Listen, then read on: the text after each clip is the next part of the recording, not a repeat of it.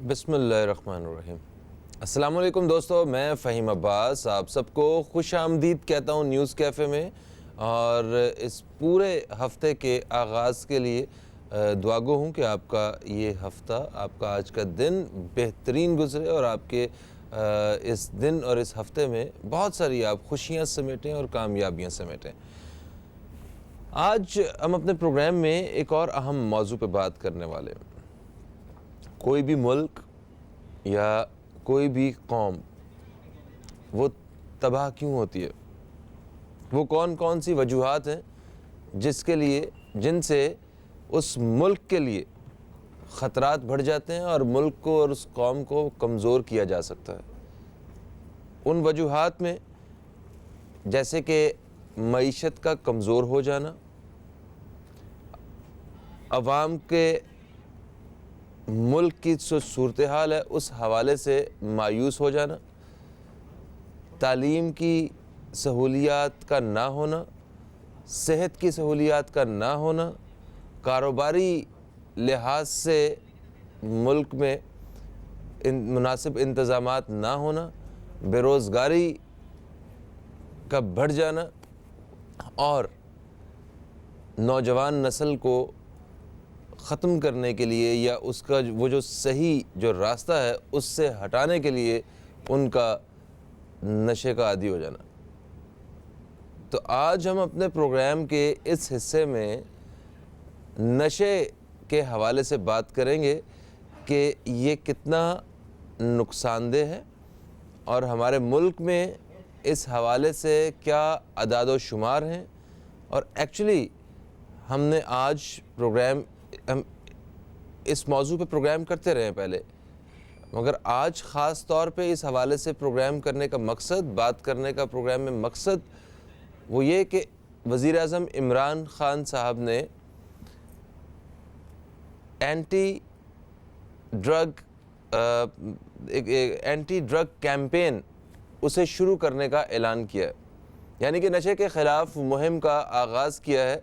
और ये एक बहुत ही एक अप्रिशिएट करने वाला एक स्टेप है वज़ीर आज़म साहब का, जिसको हम बिल्कुल अप्रिशिएट करते हैं।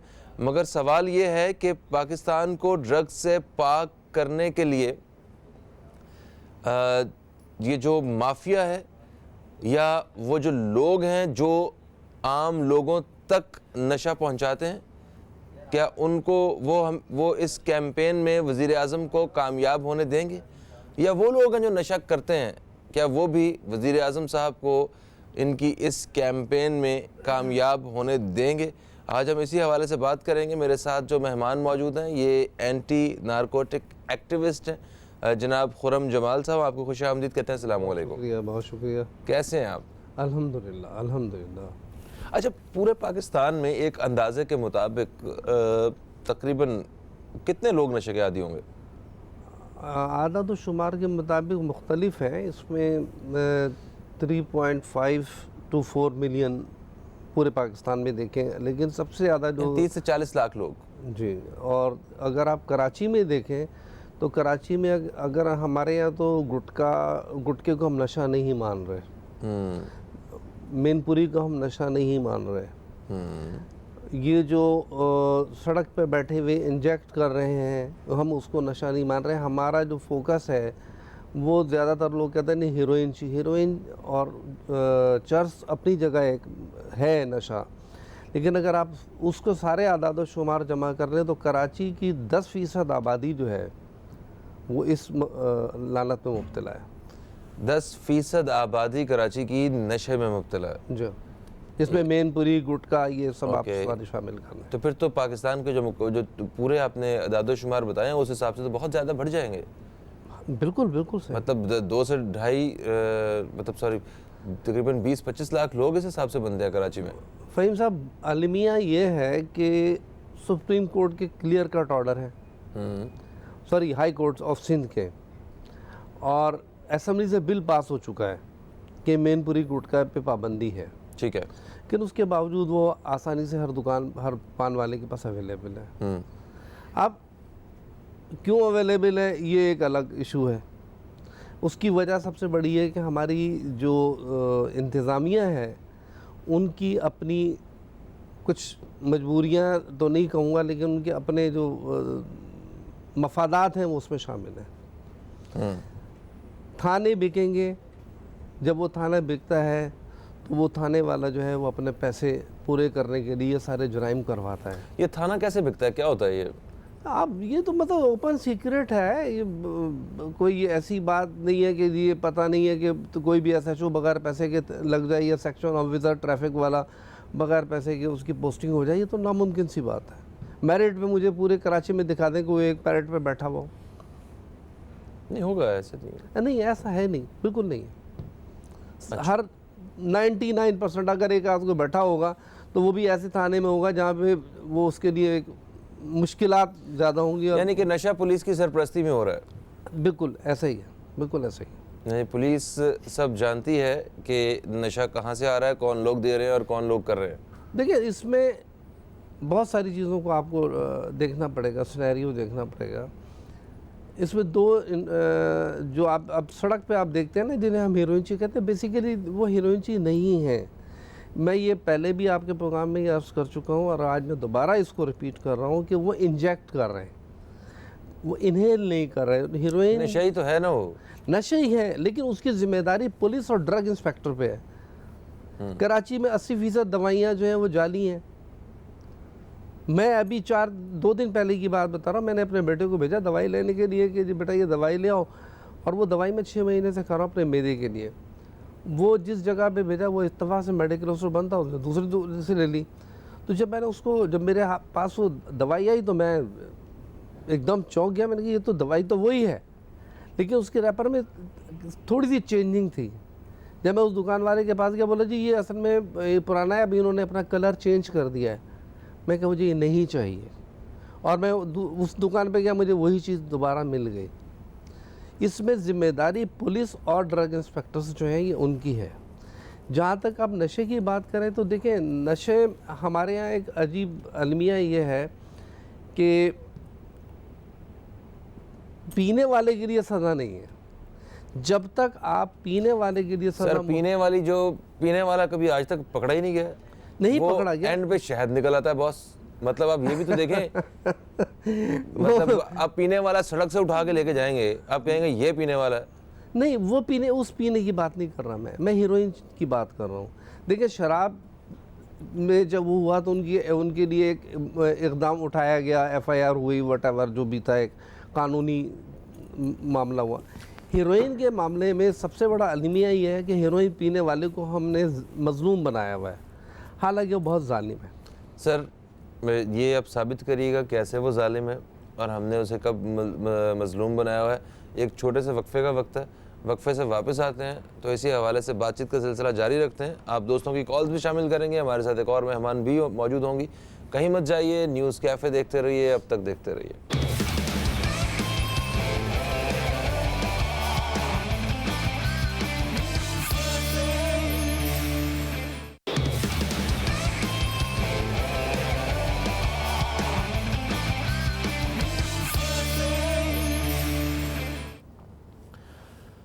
वेलकम बैक, आप देख रहे हैं न्यूज़ कैफ़े। मैं हूं फ़हीम अब्बास और प्रोग्राम के इस हिस्से में बात कर रहे हैं हम वज़ीर-ए-आज़म का अज़्म मनशियात माफिया का मुल्क भर से ख़ात्मा।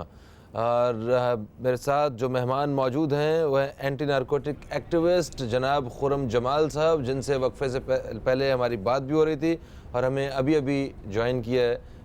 एक मशहूर एडवोकेट हैं मोहतरमा सैफ़ी अली ख़ान साहिबा। हम आपको खुश आमदीद कहते हैं। अस्सलाम वालेकुम। जी वालेकुम अस्सलाम। कैसी हैं सैफ़ी जी? मैं अल्लाह का एहसान, आप कैसे हैं? आप ठीक हैं? अल्हम्दुलिल्लाह, मैं बिल्कुल ठीक ठाक हूँ। अच्छा, अभी वक्फे से पहले बात हो रही थी तो खुर्रम साहब का ये कहना है कि ये जो नशा हो रहा है इसमें कहीं ना कहीं पुलिस की सरपरस्ती मौजूद है, क्योंकि पुलिस को पता है कि कौन से लोग नशे का काम करते हैं, नशा सप्लाई करते हैं और किन लोगों को नशे की ज़रूरत होती है, कहाँ डिमांड होती है। तो ये सब पुलिस वाक़यात जानती है। फ़हीम भाई, बात यह है कि ये कुछ स्टेप्स आगे चले गए, मैं थोड़ा सा पीछे आऊँगी। देखिए हम लोग बाद में पुलिस पे डाल देते हैं कि जी पुलिस करवा रही है, पुलिस बिकवा रही है, लेकिन पेरेंट्स कहाँ हैं, घर वाले कहाँ हैं? जब आपका बच्चा नशे की लत में जाता है तो वेयर इज़ द पेरेंट्स? उनकी कोई ड्यूटी नहीं है घर पे? हमें देखना चाहिए हमारा बच्चा किस कंपनी में जा रहा है, कहाँ बैठ रहा है, कहाँ उठ रहा है, उसकी आदत कैसी हैं, उसकी हैबिट्स में कोई फ़र्क आ रहा है, उसके सोने उठने में कोई फ़र्क आ रहा है। हम अपनी ड्यूटी तो अपने एंड पे करते नहीं हैं। बेशक के पुलिस हर चीज़ में इन्वॉल्व है, वो हम बाद में आएंगे उसके ऊपर कि लॉ क्या कहता है और इंतज़ामिया का क्या फ़राइज़ है। हम लोग हमेशा ये रोते हैं हुकूमत ये कर ले, हुकूमत ये कर ले, हुकूमत ये कर ले। माँ बाप के आप घर से चले ना, आप कहाँ होते हैं जब आपका बच्चा जाके नशों में जो है वो पड़ जाता है? आप कहाँ होते हैं जब आपका बच्चा कोई गैंगवार जाके ज्वाइन कर लेता है? आप कहाँ होते हैं जब वो कोई मर्डर करके आ जाता है? मैंने ऐसा माँ बाप भी देखे, बहुत शरीफ वालिद साहब हैं, बड़े इज़्ज़तदार, बेटे ने कत्ल कर दिया अपने ही दोस्त का, और उसके बाद जो है बाप को पता था, नहीं बताया। तो आपकी ड्यूटी किधर है? वेयर इज़ योर ड्यूटी यार? पहले आप अपनी ड्यूटी तो करें, पुलिस को बाद में जाके आप क्लेम करें। यस, हमारे यहाँ हर क्राइम में पुलिस का हाथ होता है, और हमारे यहाँ पे अभी ये साहब कह रहे थे कि जुडिशरी जो है वो सही नहीं है।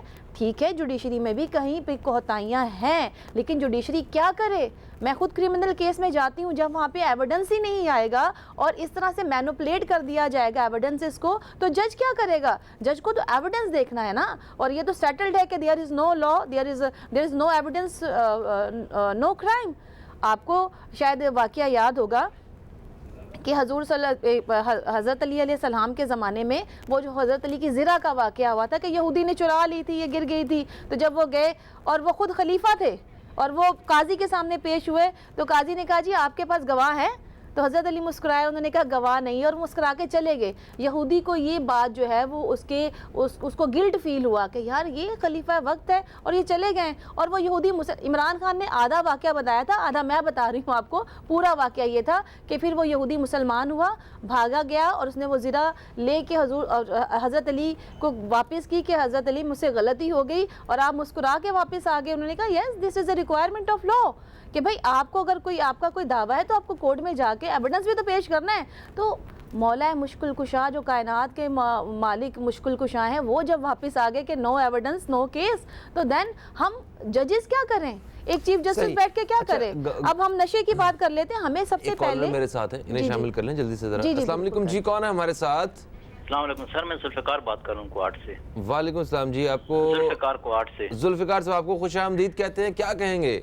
थैंक यू सर, बहुत अच्छा आपका आई कैचिंग प्रोग्राम में देख रहा हूँ। और टॉपिक ऐसा है कि हमारी यूथ 60% है पाकिस्तान की, और वो यूथ हमारी अफेक्ट हो रही है नशे से जी। और बात ये है सर कि मतलब हमारी कम्युनिटी का और फैमिली का बहुत इस पर मतलब लुक होनी चाहिए कि इसको, मगर हमारी फैमिली भी अपने मतलब है जितने भी फैमिलीज हैं या हमारी कम्युनिटी है वो उस चीज़ को इग्नोर कर रही है, जिसकी वजह से हमारे बच्चे कॉलेजेस में स्कूल्स में भी मतलब है कि वो ड्रग की तरफ जा रहे हैं। मैं क्वार्ट में भी कई दफ़ा एंटी नारकोटिक्स अवेयरनेस प्रोग्राम कर चुका हूँ। ठीक है, मगर सर बात ये है कि इसमें हमारी स्टेट का भी किरदार होना चाहिए। प्रोसिक्यूशन का जब तक ताल्लुक है तो सबको पता सर, छोटी सी चर्च पकड़ने पीने वाले को पकड़ लिया जाता है, मगर जो बेचने वाला इलाके के SHO को भी पता होता है, SP को भी पता होता है, वो वहाँ रेड क्यों नहीं करते? स्टेट कहाँ पर है?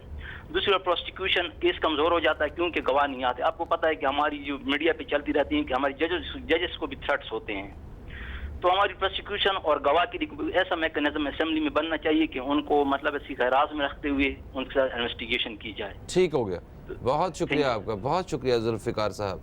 अच्छा जी, हमारे पास वक्त कितना है मैनू ये बताइएगा? ओके ठीक है, आप जी वही मैं ये कहूँगी कि देखिए नशा जो हमारे यहाँ कानून तो हर फील्ड में है, लेकिन उसको इम्प्लीमेंट करवाना, और इमरान खान साहब ने ये कहा है तो हमें उस चीज़ का खैर मकदम करना चाहिए कि first time, this is in history, first time कोई प्राइम मिनिस्टर ने कहा है कि मुझे जो है एंटी ड्रग कैंपेन चलानी है। इतने बड़े पैमाने पे मुहिम जो है शुरू की जा रही है। ठीक है, इससे पहले ये चाइना कटिंग की डिमोलिशिंग ये सब ख्वाब लगता था, ये एक बड़ा माफिया था, ये ड्रग माफिया से भी बड़ा माफिया था, उसने वो करके दिखाया, हो रहा है। नॉट ओनली इन दी कराची, पूरे पाकिस्तान में ये हो रहा है। और मैं ये समझती हूँ अगर खान साहब ने ये बात की है तो वो इसके ऊपर इम्प्लीमेंट करेंगे, और हमें सबको मिलके इसका एक हिस्सा बनना चाहिए। और वही बात है कि बड़ी अच्छी हसन निसार साहब ने एक बात की थी जब वो धरना चल रहा था। आई एम नॉट PTI, मैं PTI का हिस्सा नहीं हूँ, बट जो चीज़ अच्छी है उसको अप्रिशिएट करना चाहिए। तो उन्होंने एक जुमला कहा था कि जब आपकी आबशार ऊपर से साफ पानी आ रहा होता है ना, नीचे तक साफ ही गिरता है। तो अगर ऊपर ही गंद हो ना तो वो नीचे तक गंद ही आ रहा होता है। तो ये है कि इमरान खान साहब ने बात की है, हम सब पाकिस्तानियों को उठ के खड़े होकर उनका साथ देना चाहिए। बिल्कुल सही, बिल्कुल सही। हम एक वक्फे की तरफ बढ़ेंगे, वक्फे से वापस आते हैं तो बात करते हैं मजीद जनाब खुर्रम जमाल साहब से। इसी हवाले से उन्होंने ये कहा था कि ये जो हीरोइन का नशा करने वाला है ये मजलूम समझा जाता है। मजलूम नहीं, ये जालिम होता है। ज़रा ये बताएंगे किस तरह जालिम होता है और किस तरह जो है बाकी मामला सारे सही हो सकते हैं। मिलते हैं एक छोटे से वक्फे के बाद।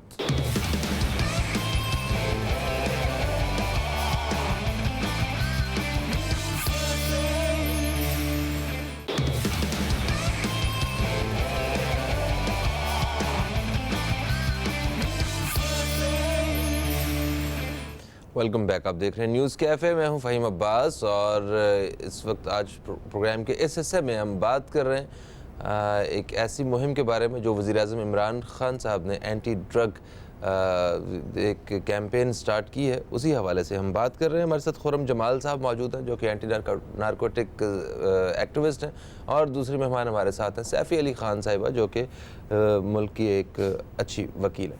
अच्छा जी, आपने ये कहा कि ये जो सड़कों पे बेचारे लोग पड़े हुए हैं जो अपने आप के साथ जुल्म कर रहे हैं, जिन्हें सोसाइटी मजलूम समझती है, ठीक है, असल में ये जालिम लोग हैं।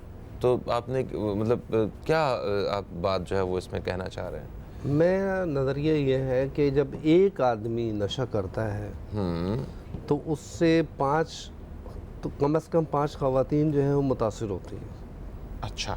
जिसमें उसकी बीवी, बेटी, माँ, बहन और सास।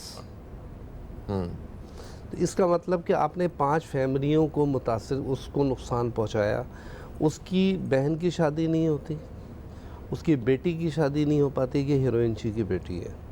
हमारे यहाँ खातून बैठी हुई हैं, कानून में ये है कि चर्स पीने वाला या शराब पीने वाले का जब टेस्ट कराया जाए, ब्लड लिया जाए और यूरिन टेस्ट कराया जाए तो और वो साबित हो जाएगा उसके जिस्म में ये नशा शामिल है तो उसके लिए सज़ा है, जबकि हेरोइन पीने वाले के लिए सज़ा नहीं है।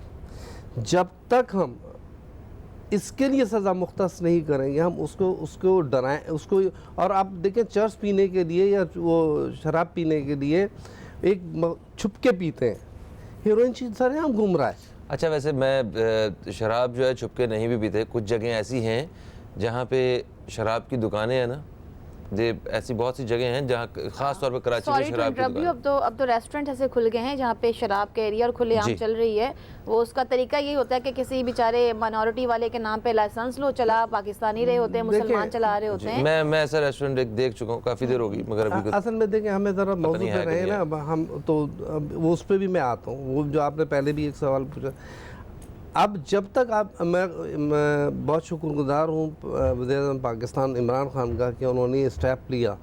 और जो हमारी NGO 27 साल से इस पे काम कर रही है, हमने भी खातून ने बताया कि बच्चों को कहाँ होते हैं। आपके ही प्रोग्राम में मैंने ये कहा था कि उसकी सबसे बड़ी वजह यह है कि वालिदैन जो हैं उन पे तवज्जो नहीं देते। पॉकेट मनी दिया और हमने समझ लिया कि हमारा फ़र्ज़ पूरा हो गया, बड़े स्कूल में डाल दिया, हमने समझ लिया हमारा फ़र्ज़ पूरा हो गया। हम उनके हालात वाक़यात से बिल्कुल बेबहरा होते हैं। तो वालिदैन के लिए ट्रेनिंग प्रोग्राम शुरू किया जाए। बिल्कुल, उनकी अवेयरनेस की ज़रूरत है। अच्छा, तो ये मुहिम जो है ये इसमें सबसे ज़रूरी है कि वालिदैन की ट्रेनिंग की जाए। वो भी शामिल है इसमें। अच्छा, वो भी शामिल है, इसलिए कि उनको पता होता है कि बच्चे की बॉडी लैंग्वेज जब चेंज हो रही है तो वो उस वक्त वो नोटिस क्यों नहीं लिया। हमारे यहाँ अब हो ये गया है कि प्राइवेसी, बच्चा कमरा बंद कर दिया और उसके हाथ में आपने ये एक स्मार्टफोन दिया हुआ है, कंप्यूटर लगा हुआ है, लैपटॉप लगा हुआ है और आपने उसे प्राइवेसी दी हुई है, तो उसमें उससे भी बड़े नुकसानात हैं। सही। सर, ये बताएं कि इस वक्त खान साहब को ये उन्होंने जो मुहिम शुरू की है, इसका आगाज़ किया है, इन्हें पहला स्टेप क्या लेना चाहिए अभी? क्योंकि देखिए, अब वो वालिदैन की गलती थी, उन्होंने ये किया, वो तो अभी आइंदा जो जो बच्चे होंगे वो देखें, पेरेंटिंग जो है वो उसके ऊपर जिन्होंने काम किया होगा तो उस पर तो हम बेहतर रिजल्ट्स देख सकते हैं, मगर इस वक्त जो होना था वो हो चुका है। अब बताइए क्या करना है। बहुत अच्छा सवाल है आपका, और इसके लिए मैंने कम से कम 15 साल से मैं लिख रहा हूँ, मुख्तलिफ जो वज़रा आए और जो भी आए, कि आपको सिलेबस का हिस्सा बनाना पड़ेगा फ्रॉम प्राइमरी, कि किस के नुकसानात हैं, आपको बच्चों को डराना पड़ेगा। मिसाल के तौर पे ये खातून एक है हमारे बराबर में बैठी हुई है, ये एक आम सी चीज़ है कि छिपकली आ गई तो पूरे घर में एक तूफ़ान मच जाता है। आज तक डरती हैं छिपकली से? हाँ, ओके। क्यों? छिपकली। अच्छा, क्यों डरती हैं? क्यों डरती हैं? उसकी वजह क्या होती है कि उनके लाशऊर में, जब वो उन्होंने शऊर में आने लगते हैं तो उनकी माँ जो है उसकी एक आवाज़ आती है कान में, यहाँ छिपकली आ गई। अब वो छिपकली आ गई का मतलब ये कि वो बार बार सुनते सुनते उसके लाशऊर में ये डर बैठ गया कि छिपकली बहुत वो ख़तरनाक चीज़ है। इसी तरह हमें बच्चों को अवेयर करना पड़ेगा कि मनशियात में जो भी चीज़ें आती हैं वो सब बहुत ख़तरनाक हैं, जो आपके लिए आपके फ्यूचर को दागदार कर देंगे। उसके लिए मैं खास साहब से मेरी रिक्वेस्ट है कि इसको सिलेबस का हिस्सा बनाएं। ठीक हो गया जी, बिल्कुल सही है। इस बारे में बात करते हैं, कॉलर हमारे साथ है, शामिल करेंगे। अस्सलाम वालेकुम जी, कौन है हमारे साथ? फहीम भाई अस्सलाम वालेकुम। वालेकुम सलाम, कौन है हमारे साथ? सर मैं बात कर रहा हूँ फहीम भाई, मैंने पहले भी आपको बताया था सर के ये लोग फुटपाथ पे कैसे आ जाते हैं। मैं ये सर पूरी तफसील में बात करता हूँ। जी जी जी, बताइए बताइए। देखिए मंशियात ऐसे नहीं कि लोग कैसे, इंसान जब डॉक्टर के पास जाता है तो उसको सबसे बड़ा मसला होता है यार टीका कैसे लगाना, सबसे ज्यादा दर्द होती है टीके की वजह से। अब ये देखिए लोग, ये इतना आसान नहीं होता कि इंसान ये किसी वजह से आता है।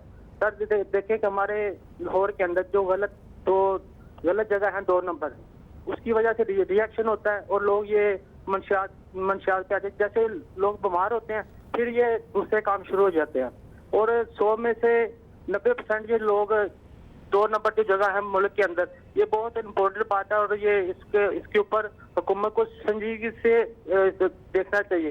दूसरा, हमारी बहन ने ये कहा कि हमारे माँ बाप को चाहिए कि बच्चे के ऊपर नजर रखे, पहले नहीं रखी अब रखे, लेकिन ये है कि अगर ये थोड़ी सी कुताही होगी फिर यही होगा, किसी का बच्चा या किसी का बेटा कुछ भी, वो फिर जिंदा लाश को लेके साथ में चलेगा, अपने बच्चों को सबको ये बता दे कि ये फलां चीज गलत है, इधर नहीं जाना।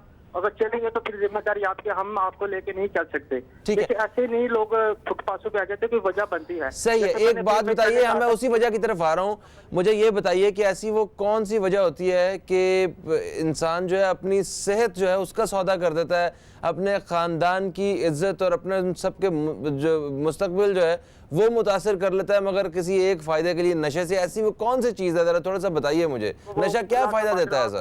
सरदार जी आए तो उसने कहा था कि हमारे मुल्क के अंदर भी लोग ऐसे हैं जो हमारी नस्ल तबाह, या इसी तरह पाकिस्तान के अंदर है, ये ऐसी मंशियात के ऊपर लोग नहीं लगते। हर बंदे को पता है कि ये गलत चीज़ है, और ऐसे ही लोग आ नहीं जाते इसकी तरफ, कोई वजह बनती है तो फिर आते हैं साथ। ठीक है जी, बहुत शुक्रिया आपका। फ़हीम सॉरी, मैं इसमें ऐड करना चाहूँगी इन अ ब्रॉडर एक्सपेक्ट। देखिए, मैंने तो पहले तरबियत की बात की, ये जो नशे की हम कहते हैं कि वो जालिम होते हैं, वो ये करते हैं, मैं ये समझती हूँ और ये फैक्ट भी है कि जो शख्स बुज़दिल होगा ना, जो फेस नहीं कर सकता होगा, वो नशे में चला जाता है कि मैं रिस्पॉन्सिबिलिटी से बच जाऊं, फेस ना करना पड़े। तो ये फेस करना और रियलिटी और ग्राउंड रियलिटी को बताना, ये फिर वही बात आती, तरबियत का एक हिस्सा होता है कि हमें ये तरबियत में मिलता है कि बेटा you have to face it. ये हमारा माशरा ऐसा है, आप अपना जितना हिस्सा डाल सकते हैं डालें, और ये नहीं है कि आप उन जिम्मेदारियों से बचने के लिए और वो ऐसे हालात से बचने के लिए आप नशा लेना शुरू कर दें। फिर शुरू में तो पैसे मिल जाते हैं घर से, फिर बाद में वो चोरियां करने लगता है घर की चीज़ें, फिर बाद में घर वाले भी फारिग करके बाहर फेंक देते हैं, फिर वो सड़कों पे भीख मांगने लग जाता है। तो एक वाकया छोटा सा मैंने कहीं पढ़ा कि एक हिरोंची था ऐसे ही, तो वो शादी के प्रोग्राम में जो है वो एक बंदा आया तो उससे पैसे मांग रहा था, तो उसने कहा चलो मैं तुम्हें खाना खिला देता हूँ। कहता खाने का जो है ना वो मेरा अल्लाह का वादा है, खाना वो मुझे दे देगा, तो मुझे नशे के पैसे दे दो, मुझे नशा करना है। तो वो बंदा सोच में पड़ ये गया। देखें बिलीव उसका किस तरह बन चुके हैं। देखे ना कि खाना मुझे मिल जाएगा, मुझे नशे के पैसे दे दो। यानी ऐसे लोग हैं जो अपनी जिम्मेदारियों से बचने के लिए, भागने के लिए खाना कहीं से मांग के भी खा लेंगे, नीचे से गिरा हुआ उठा के खा लेंगे, लेकिन नशा ले लेंगे ज़रूर। लड़कियां मैंने देखी है लाहौर में कि जो नशे के टीके लगा रही हैं, और अच्छी फैमिलीज़ की लड़कियां, और वो उसी लत में मर भी गई हैं।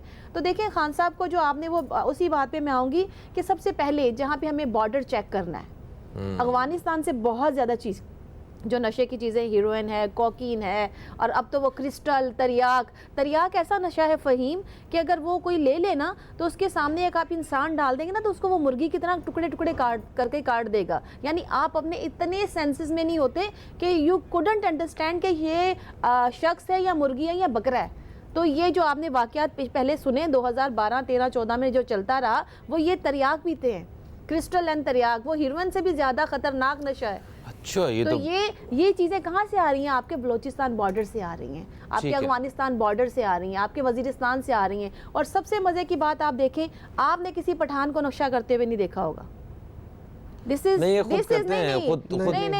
ज्यादातर, मैं प्लीज, ज्यादातर पंजाबी आप देखेंगे हीरोइन के नशे में, ज्यादातर पंजाबी गिरे हुए होंगे, और ज़्यादातर उर्दू स्पीकिंग वाले गिरे हुए होंगे। पठान को आपने हमेशा मेहनत करते हुए देखा होगा, नशा करते हुए नहीं देखा होगा। बहुत कम रेशियो होगा, बहुत कम होगा, 100 में से 5%। केपीके में और इन सारे इलाकों में वहाँ चरस ज्यादा पी जाती है। चरस में वही है कि आप सेंसिबल रहते हैं ना, ये तो ये है कि चरस में लेकिन आपको ये कह रहे हैं कि सजाएं नहीं है। 1 किलो हीरोइन अगर पकड़ी जाती है किसी के पास से, तो उसकी सजाए मौत है। देखिए, अगर बरामद हो रहा है मेरे भाई, लेकिन अगर उसके ब्लड में है तो उसके लिए कोई सजा उधर ही आ रही हूँ कि डेथ पेनल्टी है। हीरोइन की भी 1 किलो निकल आए, लेकिन हमारे यहाँ क्या होता है, आपकी वहाँ पे जो केमिकल रिपोर्ट होती है वो चेंज कर दी जाती है। 7-7 किलो हीरोइन के केसेस में लोग निकल जाते हैं, तो उनके पास 20-20 किलो चरस निकलती है, वो निकल जाते हैं कि नहीं जी वो हीरोइन नहीं थी, वो तो कुछ और ही था। तो कहने का मकसद, हीरोइन का नमक बाद में निकल आता है, शराब का शहद हो जाता है, मतलब कोई इस तरह अनफॉर्चुनेटली। और ये चीफ जस्टिस साहब के ऊपर आप बीती है जो उन्होंने देख ली, शराब पकड़ के आया और वो जैतून का तेल बन गया। This is unfortunate. तो हम सिर्फ बैठ के जुडिशरी को गालियां ना दें कि वो नहीं करते हैं। तो ये बॉर्डर्स के ऊपर रिस्ट्रिक्शंस करनी पड़ेगी पुलिस का। देखिए फ़हीम के गुटके ऊपर आपको याद है कि कराची में गुटके के खिलाफ कैंपेन चली और कैबन से लोगों को उठाया गया, रेंजर्स ने लोग पकड़े। इसी तरह जब अगर हम एक दफ़ा मुत्तहिद हो जाएंगे कि हमें ड्रग के खिलाफ करना है, तो इंशाल्लाह मैं पूरी उम्मीद हूँ कि ये भी ख़त्म होगा। बिल्कुल सही। अच्छा खुर्रम साहब, पूरी दुनिया में जितने भी तरक्की याफ्ता ममालिक हैं, उन्होंने अपने मुल्क में कोई ना कोई एक नशा जो है उसको लीगल किया हुआ है। ठीक है कि आप यहाँ पे ये नशा कर सकते हैं, आप यहाँ पे शराब पी सकते हैं, आप बियर पी सकते हैं, या कोई किसी ने ड्रग जो है वो कोई अपना कुछ चरस वगैरह लीगल की हुई है। अच्छा, बाकी सारी चीज़ों के ऊपर सख्ती से मना है कि अच्छा, उन्होंने थोड़ी सी रियायत दे के उन्होंने ये कहा हुआ कि अगर आप ड्राइव भी खुद नहीं कर सकते अगर आप नशे में, और इसके अलावा अगर आपने कुछ कहा तो आप डायरेक्ट बंद है, बेशक मिनिस्टर का भी फ़ोन आ जाए तो कुछ तो क्या किसी सोसाइटी में नशे की वाकई बहुत ज़रूरत होती है जो इन्होंने लीगल किया हुआ है, या क्या समझते हैं आप इस बारे में? आपने जहाँ की बात की है ना, वहाँ वो कल्चर्ड लोग हैं। पनामा में नाम जो आया था, जो सिलसिला चला था, स्कैंडल्स जो थे मनी लॉन्ड्रिंग के, उसमें नाम आया एक वज़ीर-ए-आज़म ने इस्तीफ़ा दे दिया। वो कल्चर्ड लोग हैं, उनको ये पता है कि इसने नहीं छोड़ना, तो उसके लिए उन्होंने उसके सद्देबाब और उसके लिए उन्होंने जगह मखसूस भी की हुई है। एक इंतहाई माजरत, छोटी सी रिक्वेस्ट, एक वक्फे के तरफ जा रहे हैं, वक्फे से वापस आ रहे हैं, आप इसी बात को आगे लेके चलिएगा। एक वक्फे के बाद आपसे दोबारा मुलाकात हो रही है, कहीं मत जाइए, अब तक देखते रहिए न्यूज़ कैफ़े, देखते रहिए।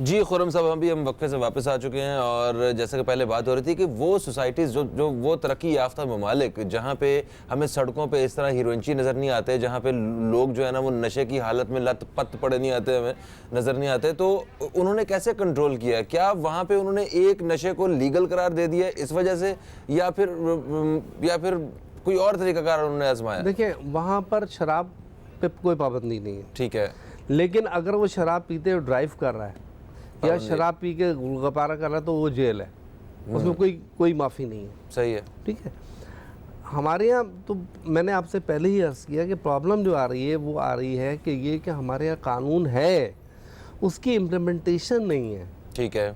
अच्छा, अब ये इसको करना कैसे है? देखिए, हमें बहुत ये सिनेरियो में जाना पड़ेगा। देखिए, सबसे प्राइम जो एजेंसी है वो एंटी नारकोटिक फोर्स है। ठीक है। उसकी टोटल फोर्स जो है पाकिस्तान में वो लगभग 3000 है, पूरे पाकिस्तान में। सिंध में 300 कुछ लोग हैं, तकरीबन अराउंड 300, जो पूरे सिंध को कंट्रोल कर रहे हैं, जिसमें 5 थाने हैं। उन्होंने तो सिर्फ छापे मारने हैं ना, मतलब जो लोग बेच रहे हैं या जो मतलब दुकानें ऐसी वो अच्छा, उसके अलावा उनके पास एक रिहेबिलिटेशन सेंटर है जिसमें वो फ्री इलाज कर रहे हैं। ठीक है। कोई पाइप ऐसा नहीं है। और तीसरा कराची में है ना वो? जी, कराची में भी, सक्कर हैदराबाद, कराची सक्कर हैदराबाद 3 जगह। 20 से 25 लाख जो हैं वो लोग वो मंशियात का शिकार हैं। आपने ये बात की तो उसमें से कितने मतलब 1 लाख भी नहीं कर रहे होंगे? ये तो बहुत कम रेशो है ना। फिर भी बात ये देखिए, हमें फिर वो उस जाना ये पड़ेगा, करना ये पड़ेगा कि अब अभी जब आग में जलाया जा रहा था एक पैगंबर को, मुझे तो एक अबाबील चोंच में पानी डाल रही थी, उससे पूछा कि आग बुझ जाएगी? नहीं, ये तो नहीं पता। हजरत इब्राहिम और छिपकली से मुझे इसलिए नफरत है कि वो फूके और मार रही थी ताकि आग भड़के। वो अपना काम कर रही थी कि कुछ करें या ना करें, मैं अपना काम तो कर लूं, ये बुझेगी नहीं बुझेगी इसका मुझे नहीं पता। सही है। हम क्या कर रहे हैं? क्या कर रहे हैं? हमें अपने इंडिविजुअली बहुत सारी चीज़ें करनी पड़ेंगी। हमें खान साहब से मैंने पहले भी अर्ज़ किया कि इसको सिलेबस का हिस्सा बनाएं, प्लस अवेयरनेस के हवाले से देखें। ANF बहुत काम करती है, साल में कम से कम 24 प्रोग्राम उनके होते हैं अवेयरनेस के। ठीक है। स्कूल, कॉलेज, यूनिवर्सिटी लेवल पे। ठीक, उसमें कंपटीशन कराते हैं, पोस्टर कंपटीशन, ऐसे राइटिंग, मतलब उनको बच्चों को अवेयर किया जाता है। हमने 6000 बच्चों को ANF ने किया, 6000 बच्चों की हिम्मत चेन बनाई जो वर्ल्ड रिकॉर्ड है कि हम नशे के खिलाफ। सही है। अच्छा, अभी सिलेबस में चीजें शामिल करनी चाहिए इन्हें, ये पहला स्टेप ये होना चाहिए पहला इनका, स्टेप। ठीक है, क्योंकि वैसे भी इन्होंने वो यकसा तालीमी निसाब के हवाले से इस गवर्नमेंट ने बात भी की थी, तो वो एक तालीमी निसाब हो और उसमें इस हवाले से हो कि जनाब ये लोगों बच्चों को बताया जाए कि ये एक इंतहाई खतरनाक चीज़ है आपकी अपनी सेहत के लिए और आपकी फैमिली के लिए। और सिर्फ सिलेबस ये नहीं कि जो सिंध को या किसी सरकारी उसमें, जो अब हमारे यहाँ सिस्टम भी तो तालीमी निज़ाम भी 4 है ना। नहीं, वो बात करें यकसा तालीमी निसाब की, इन्होंने बात की है, उस पर अमल दरामद होता है तो उसमें ये चीज़ ऐड की जाए कि हर एक जगह वही सिलेबस हो। कॉलर हमारे साथ है, शामिल करेंगे। अस्सलाम वालेकुम जी, कौन है हमारे साथ? वालेकुम सलाम फ़हीम भाई, याया बात कर रहा हूँ। याया भाई, आपको खुशामदीद कहते हैं, कैसे हैं आप? अल्लाह का शुक्र है। आप दोनों मोअज़्ज़िज़ मेहमानों को सलाम हो। और ये देखें, बात है कि ड्रग्स जो ऐसी चीज़ है, अगर आप इसका जायजा लें अराउंड द वर्ल्ड, तो सबसे बड़ी स्ट्रॉन्ग माफिया होती है, ड्रग माफिया होती है। चाहे वो आप मैक्सिको देख लें या आप कोलंबिया देख लें, वहाँ इतने, यहाँ तो कुछ भी नहीं, वहाँ तो इतनी सख्त, इतने पावरफुल लोग हैं कि जजेस को भी मरवा देते थे। और कोलंबिया के अंदर आप यकीन करें कि जजेस जो है नकाब पहन के जो है वो डिसीजन देते थे, हेयरिंग करते थे। तो ये एक ऐसा पहलू है, जैसे मेरी बहन ने कहा ना, बात ये कि सबसे पहला तो ये कि वो आती कहाँ से ड्रग्स, जो इनका मेन सोर्स है वो जाहिर है किसी गॉर्डर के थ्रू आती है, तो आप उस पर एक तो जाहिर है उस पर वॉच करें। दूसरा फ़हीम भाई, एक 2 पहलू हैं। एक तो एक अखलाकियात का पहलू होता है जो अपने घर से शुरू करते हैं या आप अपने मजहबी तालीम से शुरू करते हैं और आप घर में बच्चों को बताते हैं, शुरू से ही बताते हैं। और बच्चों पे नजर रखना कि बच्चे की एक्टिविटीज क्या, जो बच्चा नशा करता है ना, ये मैं आपको मेरी अपना तजुर्बा है कि मैंने लोगों को देखा है कि चंद बच्चे जिन घरों में बच्चे हैं उनका बिहेवियर चेंज होता है, वो कहीं ना कहीं छुपते हैं, कहीं ना कहीं आपको झूठ बोल रहे होते हैं। तो ये माँ और बाप की जिम्मेदारी है, स्पेशली बाप की जिम्मेदारी है कि उसको वॉच करें। दूसरी चीज है कानून को नाफिज करना। अब आप जैसे अब देखिए, जितने आप शहर में, कराची शहर का सर्वे करेंगे, जहाँ हीरोइन बिकती है, जहाँ ये चरस बिकती है, वहाँ कौन लोग उनके गैंग्स को चलाने वाले, उसके पीछे यकीनन कोई वो माफिया के अलावा जो उनको सपोर्ट करते हैं और कानून नाफिज करने में, यानी पुलिस की बात कर रहा हूँ, तो ये फ्रैंकली स्पीक सबको पता है, ये हर एक को पता है। तो जब तक आप उसको फाल नहीं करेंगे, जो कानून नाफिज करने वाले खुद ही इसमें ड्रग्स में इन्वॉल्व होंगे, तो क्या होगा। दूसरी बात, इन्होंने मौजूद माशरे माजरत के साथ उस मौजूद माशरे का सर्वे मैं आपको बताता हूँ। अल्लाह का शुक्र है हमारे स्कूलों में इतनी ड्रग्स नहीं है, वहाँ इतनी ड्रग्स है कि आप सोच नहीं सकते। उस माशरे का ये हाल है कि वो जाके स्कूलों में फायरिंगें करते हैं, उनके पास अनलिमिटेड गन्स हैं, तो ये बात ये नहीं है मौजूद गैर ये आप मौजूद किन माशरों की बात कर रहे हैं भाई? मैं उन माशरों की बात कर रहा हूँ, आपकी अमेरिकन माशरे की बात कर रहा हूँ, आप वेस्टर्न माशरे की मतलब बात वहाँ कर रहा हूँ। पे स्कूलों में आपका कहने का मतलब है गन्स होती है वहाँ पे? इतनी ड्रग्स है, मैं आपको सर्वे भेज दूंगा, मैंने बहुत बड़ा सर्वे, इतनी ड्रग्स है कि आप सोच नहीं सकते, वो ड्रग्स की वजह से परेशान है। और उनको मजबूरी पता क्या हो गई कि अगर वो इतनी जो उन्होंने अभी कनाडा में मारिजुआना अलाउ किए, वो इस वजह से कि उनकी मजबूरन अलाउ किए, इसके खिलाफ इतना वो आवाज उठ रही कि अब ये तरीका नहीं होता। तरीका यही होता है जैसे फिलीपींस के ने किया, फिलीपीन के जो प्रेसिडेंट थे उन्होंने कहा जहां ड्रग माफिया का बंदा रहे उनको आप मार दे। इतनी सख्ती की ड्रग्स वहां कंट्रोल हुई है, हालांकि लोगों ने शोर मचाया, लेकिन वहां उन्होंने सख्ती की तो वहां अमल दरामद हुआ। बिल्कुल सही, मगर कुछ मुमकिन नहीं है। थैंक यू जय भाई, बहुत शुक्रिया, बहुत शुक्रिया। हर मुल्क का, हर कौम का, हर मज़हब का एक अलग अलग मेयार है नशे के हवाले से। कुछ चीज़ें जो हैं वो गैर कानूनी समझी जाती हैं किसी के लिए, और किसी के लिए कुछ चीज़ें वो गैर कानूनी नहीं होती। इस तरह उन्होंने, आप मैरिजुआना की बात कर रहे हैं, वो वहाँ पे लीगल करार दिया है। अमेरिका में भी कुछ रियासतों में हुआ है, वो वीड के नाम से ये सारा कुछ बिकता है। तो वो यूरोप में भी कुछ कंट्रीज़ हैं जहाँ पे वो बिल्कुल उन्होंने वो लीगल करार दिया हुआ है। लोग आते हैं पूरे यूरोप से, पूरी दुनिया से लोग आते हैं और वहाँ पे आके यही काम करते हैं, और वो इससे वो पैसे इकट्ठे कर रहे हैं। उन्होंने अपनी मईशत का हिस्सा बना लिया हुआ है ये सारा काम। मगर खैर, हम एक मुसलमान मुल्क में रहते हैं, यहाँ पे दीन इस्लाम में ये सारे जितने भी मनशियात हैं इनकी मुखालफत की जाती है। और मगर ऐसे मुल्क में होना, यहाँ पे इतनी सारी शराब की दुकानों का होना, ज़रा इसकी मुझे रीज़न बता दें कि इतनी बड़ी तादाद में यहाँ पे शराब जो है वो बिकती है, और वो अक़लियतों के नाम पे है। तो अक़लियत जो है वो भी सारे इस बात से इनकार करते हैं कि भाई हमें नशा तो मैं आपको बताता हूँ, मैंने एक कॉन्फ्रेंस की थी, inter religious conference against narcotics. उसमें पारसी भी थे, हिंदू भी थे, सिख भी थे, ईसाई भी थे, इस्माइलीज़, सारे कम्युनिटीज़ थी। ठीक है कि हर बंदे ने ये कहा कि हर जो उनके स्कॉलर्स आए थे उन्होंने ये कहा कि जी हमारे मज़हब में शराब, कोई भी नशा की इजाज़त नहीं है। वही बेस बना के यहाँ पर सिंध में दुकानें बंद हुई थी। अच्छा, सबसे बड़ा अलमिया सिंध का क्या, शराब पंजाब में भी है, लेकिन वहाँ मखसूस होटल्स हैं, 5 स्टार होटल्स हैं, वहाँ जाते हैं और उसका लाइसेंस है, और उस लाइसेंस पे मिलती है। यहाँ पर परचून की दुकानों की तरह खुली, उसकी वजह मैंने आपको पहले ही बताई। लाइसेंस किन के होते हैं ये शराब खरीदने? मतलब इसके किसी को लाइसेंस मिला होता है कि जी ये खरीद सकता है? अक़लियत जो होते हैं, ईसाई हैं, हिंदू हैं, क्रिश्चियंस हैं, हिंदू हैं, इनको दिया जाता है। और एक बहुत बड़ा नाम है, उन्होंने तो फैक्ट्री खोली हुई, और साथ में हमने एक हिंदू को रखा हुआ है जो मिनिस्टर भी हैं, मैं नाम नहीं लेना चाहती। तो उनकी अपनी फैक्ट्री शराब की लगा ली उन्होंने, और यहाँ पे बुखारी में उनका दफ्तर है। तो आप जब एक्स प्राइम मिनिस्टर यही काम करेगा तो दूसरे फिर देखें। अच्छा, अब हमारे यहाँ क्या हुआ, अलमिया वो जो खातून बता रही हैं, मैं उससे आगे की बात कर रहा हूँ। 10 साल तक दुनिया के एक कानून है कि उस शख्स को वो मिनिस्ट्री नहीं दी जाती जिसका उसका बिजनेस हो। ये दुनिया इंटरनेशनल लॉ है।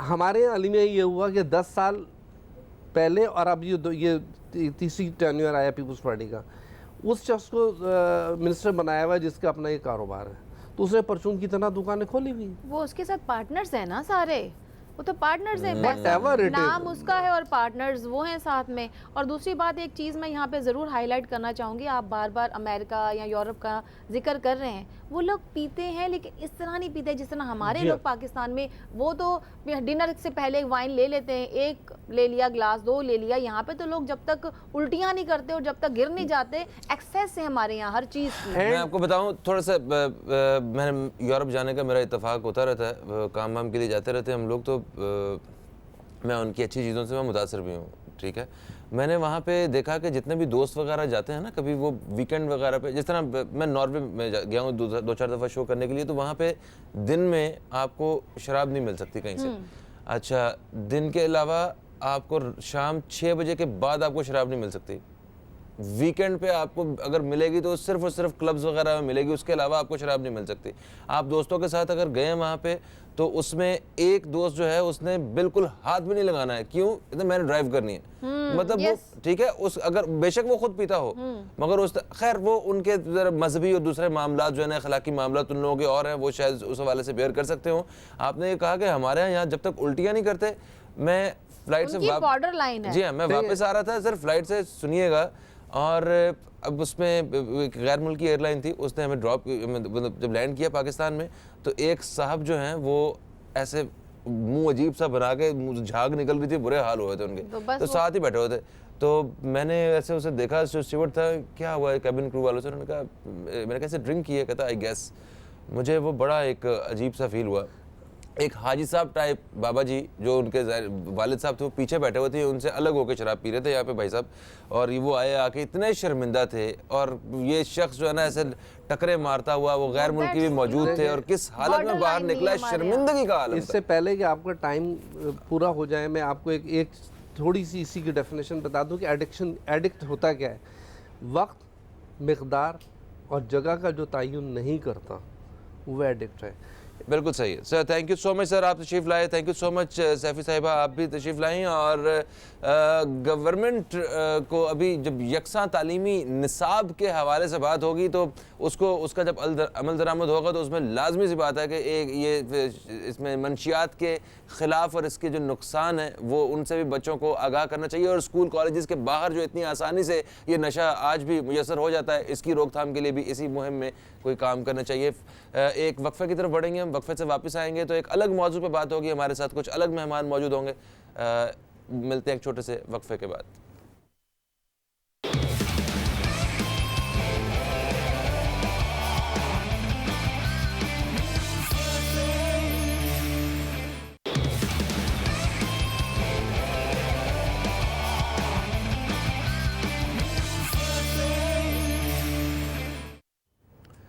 वेलकम बैक, आप देख रहे हैं न्यूज़ कैफ़े, मैं हूं फ़हीम अब्बास। प्रोग्राम के दूसरे हिस्से में हम दाखिल हो चुके हैं, और यहां भी हम एक बड़े अहम मौजू पे बात करने वाले हैं। पाकिस्तान में आजकल हर तरफ गहमी का समा है, और हम देखते हैं कि कहीं तजावज़ात के ख़िलाफ़ ऑपरेशन हो रहा है, ये जो कब्ज़ा माफिया है उसके ऊपर हाथ डाला जा रहा है। कहीं हम देखते हैं कि जैसे अभी वक्फे से पहले हम बात कर रहे थे कि नशे के ख़िलाफ़ एक मुहिम वो चलाई जा रही है, और इसी के साथ साथ एक और भी बड़ा एक अच्छे सब्जेक्ट के ऊपर एक थोड़ी सी कोशिश की गई है, काम हो रहा है, वो है स्कूल्स की फ़ीसिस के हवाले से। तो प्राइवेट स्कूल्स की फ़ीसिस के हवाले से कुछ हदायत जारी हुई हैं। अवाम के अंदर एक थोड़ी सी कन्फ्यूजन सी है। अब अवाम जो हैं वो, उन्हें समझ नहीं आ रहा है कि वो क्या करें, वो हुकूमत की बात माने या स्कूल वालों की बात माने। क्या हर प्राइवेट स्कूल की फ़ीस 5,000 रुपया हो गई है महीने की, या सिर्फ जो है फ़ीस बढ़ाने के मजाज वो स्कूल हैं जहाँ पे ऑलरेडी 5,000 के करीब फ़ीस है।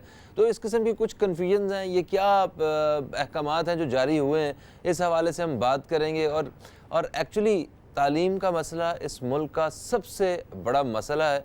अवाम बहुत ज़्यादा परेशान है अपने बच्चों को अच्छी तालीम दिलवाने के लिए, और फ़ीसों के हवाले से हमेशा वो परेशान ही रहते हैं। इस तरह की बेशुमार वीडियोज़ हम देख चुके हैं सोशल मीडिया पे, और डिफरेंट चैनल्स पे इस हवाले से प्रोग्राम्स होते रहते हैं। तो आज हम इसी हवाले से बात करेंगे, सुप्रीम कोर्ट के अहकामात और निजी स्कूल की ज़्यादा फ़ीस। ये है हमारा प्रोग्राम के इस हिस्से का मौजू। मेरे साथ जो मेहमान हजरात मौजूद हैं, मैं उनका तारुफ़ करवाऊँगा। मेरे साथ जो पहले मेहमान हैं, ये चेयरमैन हैं प्राइवेट स्कूल्स एसोसिएशन के, जनाब शरफुज़्ज़मा साहब। हम आपको खुश आमदीद कहते हैं। अस्सलाम वालेकुम। वालेकुम अस्सलाम। कैसे हैं सर आप? अल्हम्दुलिल्लाह, अल्लाह का शुक्र है। ग्रेट, माशाल्लाह। हमारे दूसरे मेहमान जो कि एक तजज़ियाकार हैं, इनसे भी आज इसी हवाले से हम बात करेंगे कि ये क्या समझते हैं और क्या कहते हैं इस हवाले से स्कूल्स के इन मामलात के बारे में। फ़रहान अहमद साहब हमारे साथ हैं, हम आपको खुश आमदीद कहते हैं। अस्सलाम वालेकुम। वालेकुम अस्सलाम। कैसे हैं फ़रहान साहब? जी अल्लाह का शुक्र है। ग्रेट सर, ये जब भी कोई स्कूल्स के हवाले से, प्राइवेट स्कूल्स के हवाले से कोई बात होती है ना, तो हमारे पास सिर्फ एक ही ऑप्शन होती है कि शरफुज़्ज़मा साहब जो है ना, उनसे बात की जाए, हमें ज़रा बेहतरीन मालूमात और जो सही मालूमात है वो पहुँचाएँगे और हमारा फ़ायदा होगा। जनाब क्या कहते हैं आप?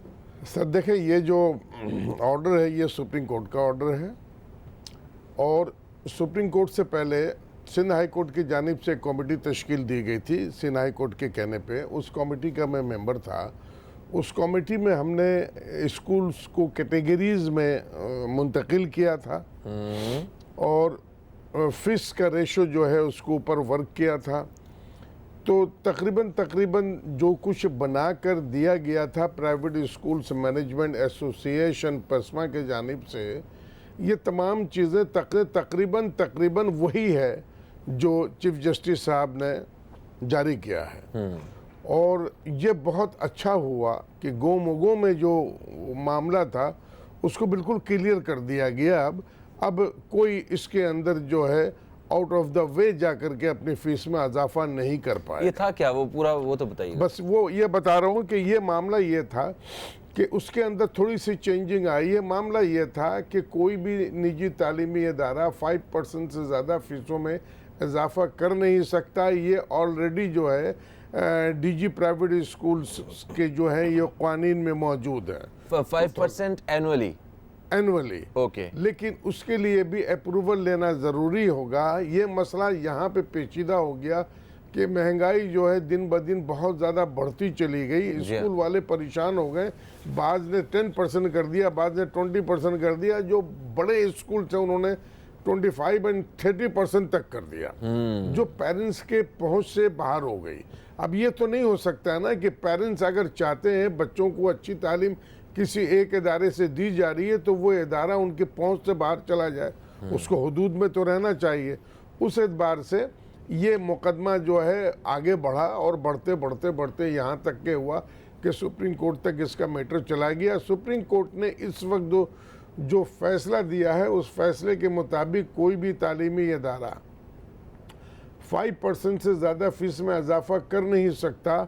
लेकिन अगर वो ज़्यादा से ज़्यादा इजाफा करना चाहते हैं तो 8% तक कर सकते हैं, लेकिन उसके लिए रेगुलेटरी अथॉरिटी जो है उससे उनको परमिशन लेना ज़रूरी है।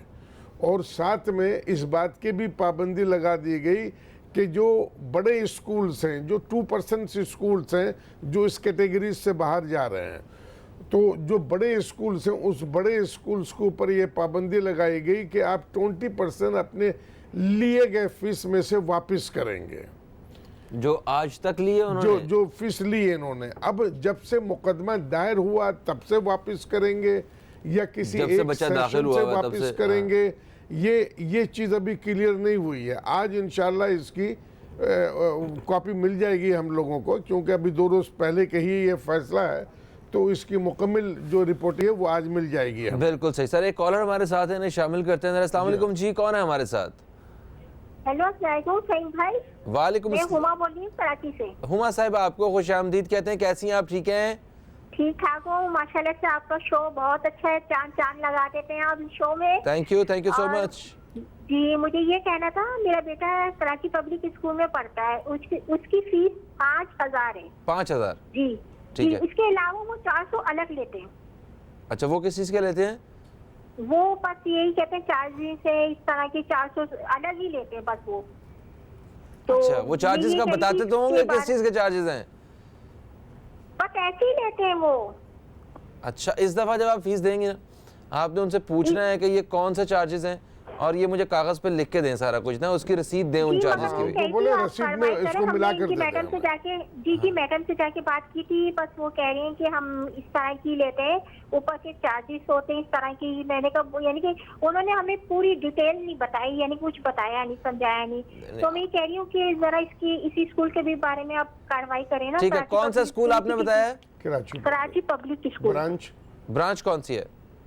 ये ब्लॉक 6 में गुलशन इकबाल। ठीक हो गया हुमा साहिबा, thank you so much, thank you so much. देखिए हमारा ये जो प्रोग्राम है ये आप सब लोगों को भी एक प्लेटफॉर्म मुहैया करता है कि जहां आप कुछ भी बात कहना चाहते हैं आप कह सकते हैं और बाकी सब लोगों तक पहुंचा सकते हैं।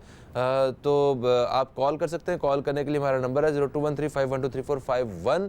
इस पर रब्ता करके आप इस हवाले से कुछ भी कहना चाहते हैं, आप प्लीज़ हमारे प्रोग्राम के इस हिस्से का आप भी हिस्सा बनिए। फरहान अहमद साहब, आप क्या समझते हैं कि ये स्कूल्स की जो फीसेस हैं ये कितना बड़ा मसला है पेरेंट्स के लिए?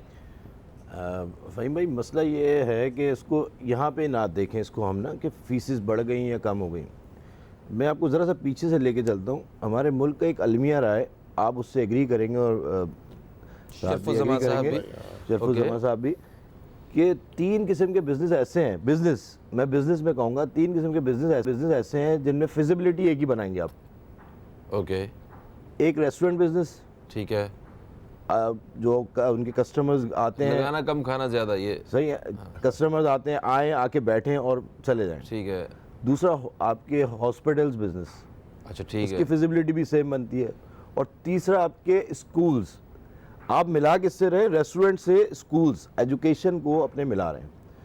तो यानी आप कुछ भी कर ले, सुप्रीम कोर्ट कर ले, हाई कोर्ट कर ले, ये स्कूल वाले कभी भी फीसें कम नहीं करेंगे जब तक गवर्नमेंट नहीं करवाएगी।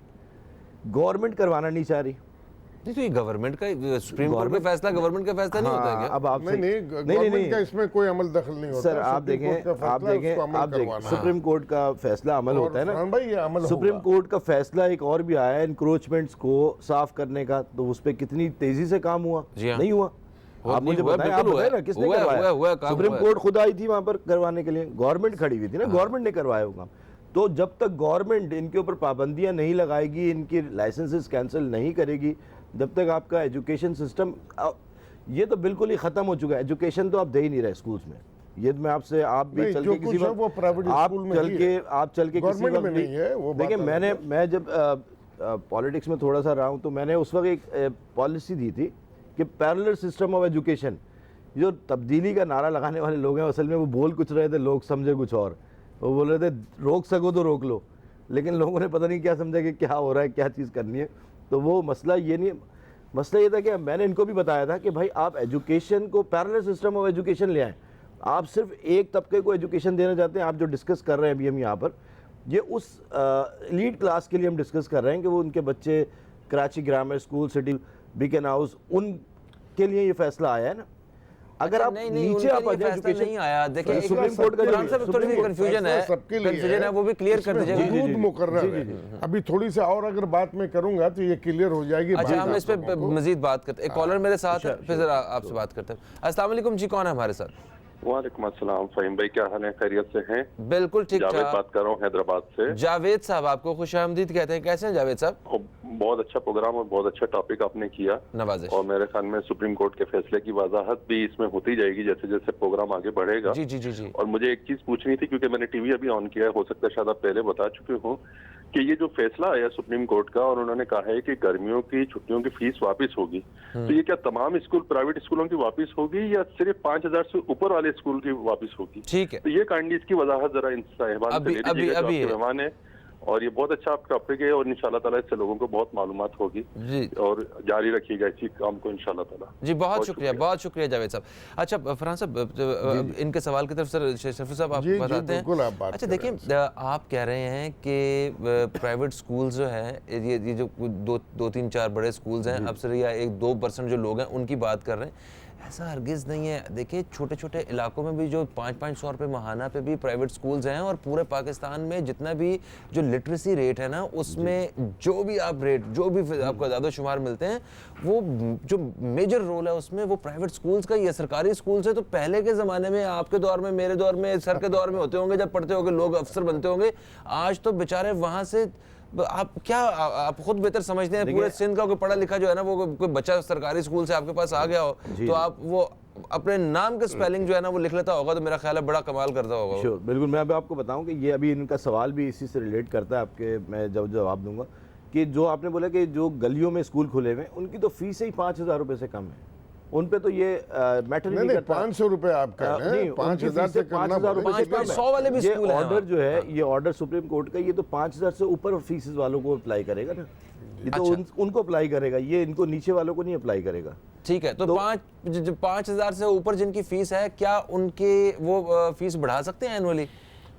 फीस वो एनुअली बढ़ा सकते हैं जिनकी फीस 5,000 रुपए से ऊपर है। अच्छा, हमने जो कमेटी तश्कील दी गई थी, जो सजेशन हमने बना के दिया था, वो था 6,000 से तक का हमने ये मांगा था कि 6,000 तक के स्कूल ऐसे होने चाहिए। 6,000 रुपये जो माहाना फीस ले रहे हैं उनको, उनके बाद इसके ऊपर सख्त पाबंदी होनी चाहिए। लेकिन 5,000 को मुकर्रर किया, ठीक है, वेलकम, हम इसको सराहते हैं। इसमें अभी गुंजाइश मस्जिद है, इसके ऊपर वर्क करेंगे। तो 5,000 से ऊपर जितने स्कूल्स हैं उनको पाबंद किया गया, लेकिन इसमें 5,000 से नीचे वाले छूटे हुए नहीं हैं, उनको भी कुछ पाबंदी की गई। बाउंड्री वाल दोनों के लिए मुकर्रर है, लेकिन 5,000 से ऊपर जो हैं वो 20% फीस वापस भी करेंगे। वो जून जुलाई में से 1 महीने की फीस मिना भी करेंगे। बिल्कुल क्लियर बात ये है, वो 5% से ज़्यादा फीस में इजाफा कर नहीं सकते। अगर करना है तो वो मज़ीद 3% का उनको चांस मिलेगा, लेकिन वो रेगुलेटरी अथॉरिटी जो उससे परमिशन लेना होगा, उसे अप्रूव करवाएंगे। ठीक है, हाँ अप्रूव। लेकिन जो 5,000 और उससे नीचे के जो स्कूल्स हैं उसके बारे में ये हिदायत नहीं है, वो जरा मुख्तलिफ हिदायत है। बिल्कुल सही होगा जी। एक वक्फे का वक्त आन पहुंचा है जी, वक्फे के बाद वापस आते हैं तो बात करते हैं मजीद अपने मेहमानों से आज के इसी मौजू पर, सुप्रीम कोर्ट के अहकामात और निजी स्कूल की ज्यादा फीस। कहीं मत जाइए, न्यूज़ कैफे देखते रहिए, अब तक देखते रहिए।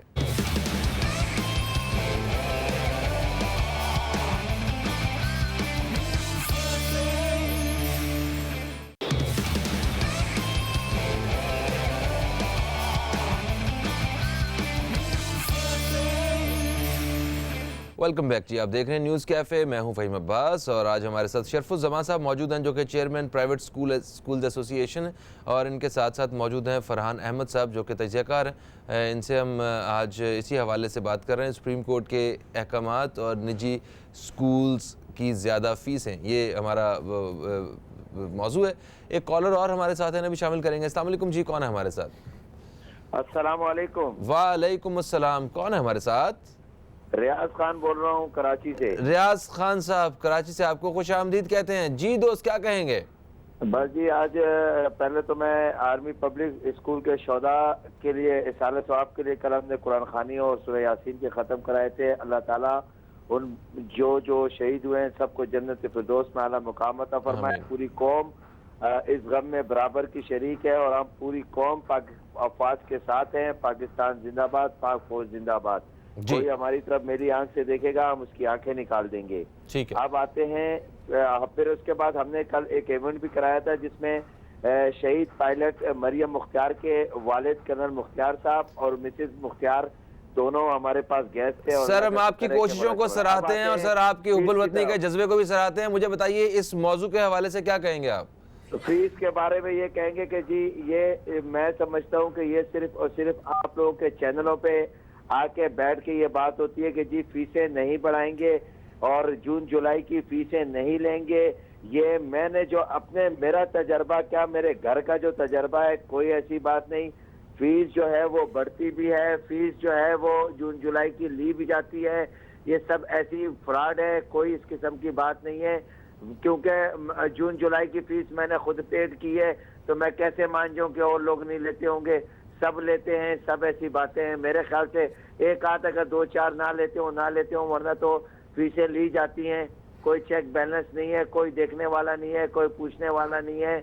आप ऐसे 10 प्रोग्राम और कर लें, लेकिन सर जी कोई देखने वाला नहीं, कोई चेक करने वाला सुप्रीम कोर्ट नहीं के फैसले आ जाने के बाद एक मिनट, ठीक है। थैंक यू सो मच राज साहब, thank you so much. Sir, हमने लास्ट प्रोग्राम किया था जी, हमने जरा बताइएगा कि हाँ, उसके ऊपर जो था वो ये था कि जिस तरीके से पथाड़े और दुकान और ठेले तोड़े जा रहे थे, हटाए जा रहे थे, अचानक एक फैसला आ गया और सिंध बिल्डिंग कंट्रोलिंग अथॉरिटी की तरफ से कि 10 दिन की छुट्टियां आ रही सर्दियों की, जितने स्कूल हैं सारे यहाँ से खाली करके चले जाएं स्कूल टाइप ऑफ प्लाट पे। आप सोचें कि वो 12,000 स्कूल थे जिसके अंदर 48 लाख के करीब बच्चे पढ़ रहे हैं। हम इसी जगह पे बैठे थे, बहुत ही परेशान हालत में थे और यहाँ गुफ्तगू हो रही थी। गुफ्तगू के दौरान मैंने ये कहा कि अगर ये ऑर्डर है सुप्रीम कोर्ट का तो हम तैयार हैं मानने के लिए। अब जाने सिंध बिल्डिंग कंट्रोलिंग अथॉरिटी या जाने सिंध की हुकूमत, हम स्कूल खाली करने के लिए तैयार हैं। अब ये 48 लाख बच्चे जो सिर्फ कराची में पढ़ते हैं वो कहाँ बैठेंगे? पहले सिंध बिल्डिंग कंट्रोलिंग अथॉरिटी और सिंध गवर्नमेंट ऑफिस में ये तय कर ले। इसके बाद प्रोग्राम ख़त्म हुआ था, अभी मैं घर तक नहीं पहुंचा था। 20 मिनट से पहले रिपोर्ट आ गई कि फौरी तौर पे अब तक टीवी देखे। मैंने जब अब तक टीवी देखा तो इसी टीवी चैनल पे वजीर बल्दियात फौरी तौर पे आए और उन्होंने फौरन कहा कि पता नहीं कैसे गलतफहमी के बुनियाद पे ये चीज़ मंजर आम पे आ गई। ऐसा नहीं है बाबा, हम किसी स्कूल को बंद करना नहीं चाहते, किसी स्कूल को तोड़ना नहीं चाहते, किसी एक बच्चे के तालीम का हर्ज करना नहीं चाहते, ऐसी बात नहीं। बड़ा सुपर। और यही बात जो आप कह रहे हैं कि कुछ नहीं हो सकता, तो ये जो तजावजात वाले जो मामलात हैं ना, जो कई दहाइयों से लोग बैठे हुए थे, वो भी किसी भी शहरी के वहम व गुमान में नहीं था कि वो सब कुछ ख़त्म हो जाएगा और चीज़ें साफ़ हो जाएंगी। वहाँ से वो रेल की पटरी के ऊपर जो सारे जो घर बने हुए हैं और जो पेट्रोल पंप्स बने हुए हैं, जो मतलब कमर्शियल काम हो रहा है, सारा ख़त्म हो जाएगा। ये हमें अच्छी उम्मीद रखनी चाहिए। आपकी बातों से रियाज साहब मुझे इस वक्त जो है थोड़ी सी मायूसी नज़र आ रही है। ये हमारे मुल्क का मसला ज़रूर है और इसको हम हल करेंगे इंशाल्लाह। हमें कोई भी अगर इस तरह का स्टेप लिया जाता है तो हमें साथ देना है, ना कि हमें मायूसी की बात करनी है। 2% स्कूल है। जी देखें कि ये बात उनकी जो रियाज साहब की बात थी, मैं उसको ही आगे बढ़ाऊंगा कि वो जो है ना मायूस है इस सिस्टम से। वो एक आम शहरी हैं, गरीब इंसान है, अमीर है, जो भी होंगे। ये जो आपने भी बात की कि उन्होंने जो है उसी वक्त उसको ख़त्म कर दिया, नोटिस वापस ले लिया, तो ये किसके लिए हुआ सर? मेरा कहने का मकसद ये कि तो स्कूल वालों को फ़ायदा हुआ ना इसका। सर बच्चों को फ़ायदा हुआ, 48 लाख बच्चों को फ़ायदा हुआ सर। बच्चों को फ़ायदा तो उस वक्त होगा जब आप देखें सर 48 लाख बच्चे पढ़ रहे हैं, सरकारी स्कूल में दाखिल करवाते हैं। नहीं, बात ये है, कहाँ पे बैठाओगे आप सुनने नहीं जा रहे सर। आप देखें बच्चों को या उनके पेरेंट्स को फ़ायदा उस वक्त होगा जब फीस, जो असल मेन इशू है ना, उस पर आ जाए। ये इशू नहीं है कि आप बिल्डिंग अलग बनाए या बिल्डिंग गलत बनेगी आपकी। मेन इशू ये है कि ये तो हमने कॉलर को बताया हमने ये बात, ये इशू बिल्कुल हमने बैठ के मसला यही है कि देखें अगर फायदा किसी भी तरीके से पहुंच रहा है ना, वो एलीट्स क्लास को ही पहुंच रहा है, एक आम शहरी को, आम आदमी को नहीं पहुंच रहा। जो पतारे हटाए गए, जो फुटपाथ तोड़े गए, वो भी गरीब आदमी के तोड़े गए, गरीब आदमी के तोड़े गए। अगर देखें सुप्रीम कोर्ट भी अगर बात करेगी लीगल आदमी जो आपके मुल्क का, उसको भी हाथ डाला जा रहा है। किसके ऊपर हाथ डाला? मलिक रियाज साहब के साथ भी तो वो सर मलिक रियाज साहब कहाँ हैं? मलिक रियाज साहब किधर हैं? मैं आप सिर्फ ये नहीं कह सकते कि सिर्फ गरीब आदमी के हाथ डाला गया। ठीक है, आपके मुल्क के जो एक्स प्राइम मिनिस्टर हैं उनके ऊपर भी हाथ डाला गया है, आपके सारे मिनिस्टर्स के ऊपर भी हाथ डाला गया है। मलिक रियाज साहब को कोई किसी किस्म का नुकसान पहुंचेगा? सर उनको मतलब आप क्या नुकसान उन्हें पहुंचाना चाहते हैं? जो खरबों रुपए लेके अगर उन्होंने थोड़े से अरब दे दिए तो उनको कोई मसला नहीं है, लेकिन ये गरीब आदमी जो पथारा लगा रहा था सर, उसका आपने पथारा तोड़ दिया। ये काम अदालत का है, अदालत फैसला देगी। मैं अदालत के फैसले को चैलेंज नहीं, लेकिन अदालत का फैसला आ गया, फैसला आने के बाद इम्प्लीमेंट कौन करेगा? अदालत खुद आगे करेगी, सुप्रीम कोर्ट खुद आगे करेगी, आ गया समझ ले, गवर्नमेंट करेगी। गवर्नमेंट करना ही नहीं चाह रही आज तक। एक नोटिस आप मुझे बता दें गवर्नमेंट की तरफ से निकला हो, एक नोटिस गवर्नमेंट की तरफ से निकला हो जो स्कूल के पास गया हो कि जनाब हम ये काम करने जा रहे हैं? सर जी जुमे वाले दिन ये सारा फैसला हुआ है। अगर नहीं मान रहे आज जो है ये आज सारे प्राइवेट स्कूल्स तक जो है ना ये सारे पहुंच जाएंगे, सारे जो अहकामात हैं, और कागजी शक्ल में, दस्तावेजी शक्ल में, और उसके बाद जो है इसके ऊपर काम शुरू हो जाएगा। हम सिर्फ जो फैसला हुआ है उसको उसकी आगाही के लिए बैठे हुए हैं। 1.5 महीने से ऑर्डर आया, 1.5 महीने से ऑर्डर आया। सर जी ऐसी बात नहीं करें, 1.5 महीने से ऑर्डर, मुकम्मल ऑर्डर नहीं था, कंप्लीट ऑर्डर था सर, कंप्लीट ऑर्डर। ऐसी बात नहीं करें। आप जो पार्सल आया था, उसके ऊपर तो काम करवा लेते आप। अब जून जुलाई के नहीं मुझे मालूम है। एक मिनट सर, मुझे पता है आप फरहान साहब बच्चों का मसला नहीं है। आप एसोसिएशन, मुझे ऐसा लग रहा है रात के 9 बज गए, रात के 9 बजे वाला शो बन गया मेरा, मैं आपको बताऊं जहाँ बैठ के लड़ाई हो रही होती है। एक कॉलर हमारे साथ है, शामिल करते हैं। अस्सलाम वालेकुम जी, कौन है हमारे साथ? हेलो अस्सलाम वालेकुम जी। वालेकुम जी। वालेकुम सलाम। मैं लाहौर से मिसेज आसिफ बात कर रही हूँ। मिसेज आसिफ साहिबा, आपको खुशामदीद कहते हैं, क्या कहेंगी? मैंने प्रोग्राम के बारे में कहना था, बजाय कि हमें उसे मछली मंडी बनाने के, हमें इस पे बैठ के पेरेंट्स को और साथ सबको शामिल होकर इस प्रोग्राम को और इस जो आ गया सुप्रीम कोर्ट का फैसला आगे चलाना चाहिए। जी जी जी, जिस तरह आप फीस से एक रिलेटेड मदर ने बात की कि फीस आ जाती है, साथ आ जाते हैं चार्जेस। वो चार्जेस मैं आपको बताती हूँ। लाहौर के फेमस स्कूल है बीकन हाउस, मेरे 2 बच्चे उसमें पढ़ते हैं। वो कहते हैं जनरेटर फीस है, ये पंखा फीस है, ये लैपटॉप की फीस है, ये आपको कंप्यूटर चार्जेस पे करने हैं। अगर वो स्कूल में वो सब्जेक्ट नहीं प्रोवाइड करा सकते या वो फैसिलिटीज़ नहीं दिलवा सकते, जो कि बाकी अगर उन्हें कंप्यूटर चार्ज लेने हैं, कंप्यूटर लैब के चार्जेस अलहदा हैं 400 रुपया, 600 रुपया जनरेटर की फीस ली जाती है जो कि बच्चों से पूरी की जाती है, चला वो कभी भी नहीं है। और बीकन की किसी बिल्डिंग में वो जनरेटर नहीं पड़ा, उनके 4 फ्लोर माफी चाहता हूँ, एक चीज में तस्दीक कीजिएगा मिसेस आसिफ साहिबा, क्योंकि लाहौर में लोड शेडिंग बहुत ज्यादा होती थी, तो जनरेटर की मेरा ख्याल है कि वहाँ पे जरूरत पड़ती होगी। बहुत ज्यादा पड़ती है, लेकिन वो सिर्फ प्रिंसिपल और स्टाफ रूम और कोऑर्डिनेटर के ऑफिस तक चलती है। अच्छा, क्लासरूम्स में नहीं होती? जी नहीं, बिल्कुल भी नहीं है, पंखे तक नहीं है वो। वहाँ तो आके आप अगर गवर्नमेंट और सर्वे करें ना लोग, तो वो आकर देखें 3rd फ्लोर पे पंखे नहीं है। और स्कूल वो जून में और बंद करने के लिए वो मई में फटाफट तारीखें डाल देते हैं कि बंद हो जाए स्कूल, और फीस साथ ही बच्चों को वो 2 महीने की थमा देते हैं। फिर पिछले साल 2-4 साल पहले की बात है, एक वकील साहब उठे, उन्होंने कहा फीसें नहीं ली जाएंगी 3 महीने की। स्कूलों ने उन्हें किस्तों में डिवाइड कर दिया, जून की अलहदा आएगी, जुलाई की अलहदा आएगी, अगस्त की अलहदा आएगी। पेरेंट्स पे तो वही बर्डन रह गया, चाहे वो इकट्ठी ले लेते, चाहे वो इन 3 महीने अलहदा फंदा डाले रखते हैं। अब आपका लेटर आ गया, आके स्कूल से फीस उठाएं, अब आपके डेट आ गई, आके फीस उठाएं। पेरेंट्स को उसका कोई फायदा नहीं हुआ। जी बेहतर, बहुत अब जो चीफ जस्टिस साहब ने ये फैसला किया है, उसमें भी टीचर्स ज्यादा घबरा गए हैं कि हाय हमें मुसीबत आ जाएगी, आप बच्चों से तो वो फीसें नहीं कम होंगी। ऐसी कोई बात नहीं होनी चाहिए। हम सबको मिलकर, और बल्कि चीफ जस्टिस को इस बात से मजीद आगाही या हमारे पैगाम पहुंचने का एक जरिया बनना चाहिए आप लोगों को कि जी उन पेरेंट्स से भी पूछें जिनके 2 बच्चे 3 बच्चे एक ही स्कूल में पढ़ते हैं। सही है। मेरे बच्चे को प्ले ग्रुप में कहा गया कि नर्सरी तक आओगे तो फीस कम हो जाएगी, ठीक है, प्रेप तक आओगे, 3 तक जाओगे, 7 तक जाओगे, फीस कम होती जाएगी। ऐसा कभी भी नहीं हुआ। ठीक है, आप प्रोग्राम देखिए। मिसेस आसिफ साहिबा, बहुत शुक्रिया, आपने आगाह किया हमें जो सूरत हाल है जिसका आप सामना कर रही हैं। हम शरफुज़्ज़मान साहब से इस हवाले से बात करते हैं। सर ये देखें, अभी उन्होंने एक स्कूल का जिक्र किया, वो मेरा ख्याल है ये 2% जो स्कूल्स हैं उनमें मैं वही बता दूं कि इस वक्त पाकिस्तान में जो 50% जो तालीमी इदारे हैं उनकी फीस 500 रुपए से लेके 1500 रुपए तक है, और 20% स्कूल्स ऐसे हैं जिनकी फीस 1501 रुपए से लेकर 300 रुपए तक है, वो 3000 रुपए तक है। और मजीद 20% स्कूल ऐसे हैं जिनकी फीस 3100 रुपए से लेकर 5000 रुपए तक है, और 8% स्कूल ऐसे हैं जिनकी फीस 5001 रुपए से लेकर 700 रुपए तक है, और 2% स्कूल ऐसे हैं जिनकी फीस 7001 रुपए से लेकर अनलिमिट है। इन्हीं की वजह से सारे मसले खड़े हुए हैं। आप ये देखें कि हमारे मुल्क में निजी तालीमी इदारे 90% भरपूर तरीके से आवाम की खिदमत कर रही है, इतने कम पैसे लेके। अब मैं आपको शॉर्ट में खाली ये बता दूं कि गवर्नमेंट स्कूल के एक बच्चे पे माहाना अखराजात जो गवर्नमेंट की तरफ से दी जा रही है वो 4500 रुपए बनती है एक बच्चे की। तालीम गवर्नमेंट अपनी जेब से दे, तालीम वालिदैन अपने जेब से दें, दोनों सूरतों में तालीम दी जा रही है। कम से कम 4500 रुपया खर्चा है एक बच्चे का। गवर्नमेंट स्कूल में एक बच्चे पे खर्च आ रहा है, ठीक है, एक बच्चे पे खर्च आ रहा है।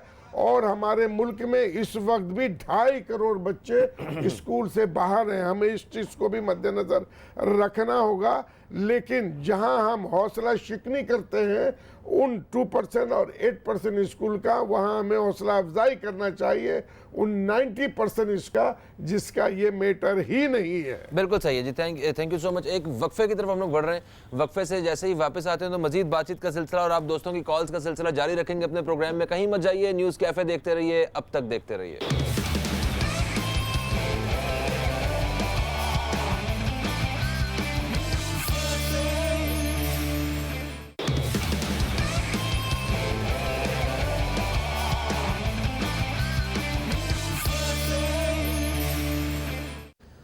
वेलकम बैक, आप देख रहे हैं न्यूज़ कैफ़े, मैं हूं फ़हीम अब्बास। अच्छा फरहान साहब, वक्फे से पहले बात हो रही थी शरफुज़्ज़मान साहब से और इन्होंने 2 चीज़ें कोड की। एक ये इन्होंने कहा कि 2.5 करोड़ से ज़ायद बच्चे ऐसे हैं जो कि स्कूल से महरूम हैं, तालीम से महरूम हैं, और डेफिनेटली ये 2.5 करोड़ बच्चे जो हैं कल को आज से 15-20 साल बाद जो है 2.5 करोड़ ख़ानदान हो सकते हैं। ठीक है जी। और पूरी दुनिया में आज जिस दौड़ में हम लगे हुए हैं, यहाँ पे हमें तालीम एक सबसे बड़ा मसला है, इसके ऊपर काबू पाना है गवर्नमेंट की तरफ से। अच्छा, प्राइवेट स्कूल्स में बच्चे जो हैं वो जो पढ़ रहे हैं, जो तालीम का जो भी एक लिटरेसी रेट जो निकल के सामने आता है, शरह ख्वानदगी जो है वो इन प्राइवेट स्कूलों की वजह से ही आता है। तो सरकारी स्कूल से आपको एक बहुत एक कम तादाद में जो है वो बच्चे निकलते हैं और आते हैं। बिल्कुल ऐसे ही।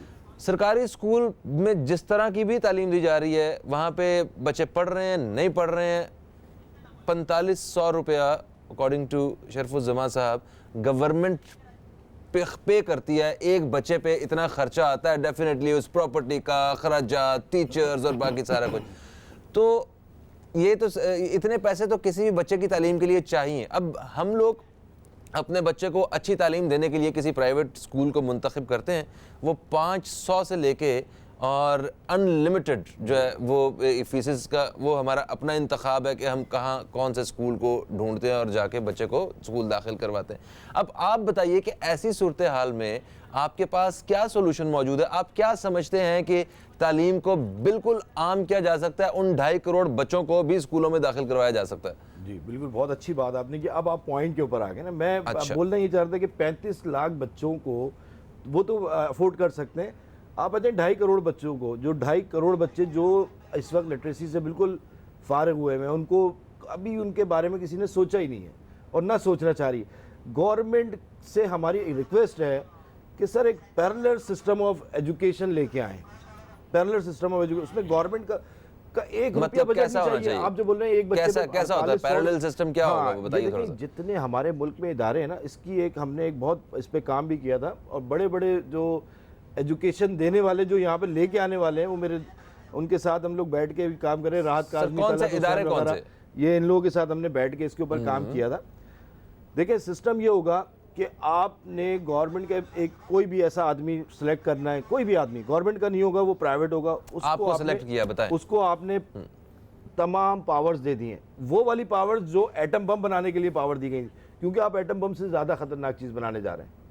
आप याद रखिएगा, एजुकेशन देने जा रहे हैं आप लोगों को अवेयर करने जा रहे हैं, एटम बम से ज़्यादा खतरनाक चीज़ बनाने जा रहे हैं। पावर्स कौन सी पावर्स ये कि जिस जगह पे भी आपका जो भी लेटर जाएगा उसको रिफ्यूज़ नहीं किया जाएगा, उसको माना जाएगा, तस्लीम किया जाएगा, हाँ ये करना है। ऐसी पावर सिर्फ एक ही है, वो सुप्रीम कोर्ट है। दूसरी बदमाशी किसी को नहीं दी जा सकती बॉस। बात नहीं, बदमाशी की बात ही नहीं है सर। हम किसी से ऐसी बदमाशी नहीं करेंगे, हम रिक्वेस्ट में पावर करेंगे, लेकिन और वो भी उनको पता होगा कि ये काम हमने करना है और वो करने को तैयार हैं। देखिए आपको चाहिए बिल्डिंग्स, इमारतें, बच्चों को पढ़ाने के लिए इमारतें, बिल्डिंग चाहिए। मैं आपको दे देता हूँ ना, आपको मैं अभी 5 मिनट रुके, मैं आपको पूरा सोल्यूशन दे देता हूँ। अगर आप करना चाहते हैं आप कर लें जाकर। शॉर्टली बता दीजिएगा। बिल्कुल, इमारतें आपको चाहिए, ऐसे ही है ना, इमारतें चाहिए, बिल्डिंग चाहिए जी पढ़ाने के लिए, बिल्डिंग चाहिए, टीचर्स आपको चाहिए, आपको चाहिए किताबें, ठीक है, सही है। आप इमारतों के लिए जाएं, EOBI आपके पास एक इदारा है EOBI, ओल्ड एज बेनिफिट, वो हर महीने हर एम्प्लॉय से 4,500 रुपये, 4,400 रुपये लेती है, जिसका कोई फ़ायदा नहीं है, जिसको उन्होंने रिपीट करके देना होता है, लेकिन वो कुछ नहीं काम कर रही। आपने कभी देखा है किसी EOBI का स्कूल? आप खुद बताएं, आपने देखा कोई EOBI का स्कूल है? कोई नहीं है, सही है। उनसे हम रिक्वेस्ट करेंगे कि सर आप प्लीज़ मेहरबानी करें, आप इस पैसे को आधा कर दें, इस पैसे को आप आधा कर दें, 50% ले लें आप एम्प्लॉयज़ की सैलरी में से, 50% आप एम्प्लॉय को छोड़ दें। वो जो 50% एम्प्लॉय को छोड़ रहे हैं, हम इंडस्ट्रियलिस्ट को बुलाएंगे, अपने पास बैठेंगे, वो करना चाहते हैं। देखिए इंडस्ट्रियलिस्ट करना चाहते हैं, आपके मुल्क को तरक्की देना चाहते हैं। सर मैं समझ गया, 2.5 करोड़ एम्प्लॉय भी होना तो सर उनसे 450 रुपए काटते हो, तब भी 4,500 वाला खर्चा पूरा नहीं होता सर। नहीं, मैं 4,500 ऊपर से उनको पेंशन भी देना होता है। आप जा नहीं रहे ना, आप उस तरफ, मैं आपको जिस तरफ लेके जाना चाह रहा हूँ, टॉपिक से ना कहीं दूर निकल जाए हम। सर मैं कंप्लीट कीजिएगा। टॉपिक एजुकेशन ही पे है और एजुकेशन पे रहेगा। हम इंडस्ट्रियलिस्ट को बोलेंगे जनाब आप हमें इमारत बना के दें, 10 कमरों की एक इमारत बना के दें, वो एग्री होंगे। यहाँ पे लोग, मेरी इंडस्ट्रियलिस्ट से बात होती रहती है, बोलते हैं यार आप सर उनकी तो जिम्मेदारी नहीं है, इंडस्ट्रियलिस्ट की जिम्मेदारी आ गई। आप इंडस्ट्रियलिस्ट की जिम्मेदारी कहाँ से आ गई? वो टैक्स दे रहा है, सारे काम कर रहा है। जिम्मेदारी नहीं, जिम्मेदारी नहीं, आप समझना चाहें बात को, जिम्मेदारी नहीं है। आपको हम ओल्ड एज बेनिफिट से 50% रियायत दिलवा रहे हैं, जो करोड़ों रुपए में बनती है, करोड़ों रुपए उनका हर महीने टैक्स जमा हो रहा है। हम 50% आपको रियायत दिलवा रहे हैं, आप उसके बदले में हमें 10 कमरों की एक इमारत बना के दें। अच्छा, इमारत आपके पास आ गई, इंडस्ट्रियलिस्ट आपको बनाकर देने को तैयार है। मेरे बहुत सारे सनतकारों से बातचीत हुई, वो बोलने तैयार है। ठीक है, इमारत आ गई आपके पास। दूसरा बड़ा मैटर है आपका एजुकेशन का, वो अपना फैकल्टी का, टीचर्स का, सही है सर? जी।